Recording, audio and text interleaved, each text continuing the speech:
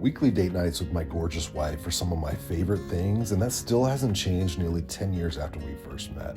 So tonight, we wanted to check out a French restaurant in NYC that's been an institution for decades, Raoul's. The inside has a cozy neighborhood vibe that's pleasant, but it's definitely a small space, so it can feel hectic when it gets busy, so keep that in mind when you're making a reservation. The menu features a variety of French dishes, with the Raoul's burger and steak au poivroir being some of the favorites.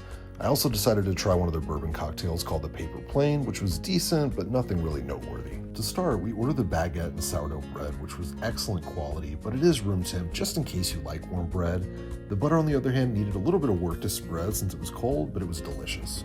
For apps, they usually have daily specials in addition to their standard menu, which included this escargot that's wrapped in phyllo dough and served with mushrooms.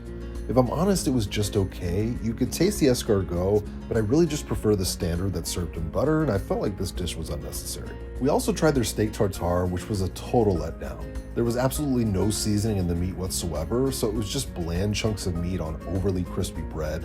We ultimately sent this back just after one bite. At this point, while I'm absolutely loving the company of my wife, the apps were very disappointing, so I was nervous, but luckily the roast chicken and the steak au poivroir were excellent. The steak was much more substantial than I was expecting, and it was incredibly tender and juicy. I asked for medium rare, but it was closer to a medium, but it was ultimately delicious regardless.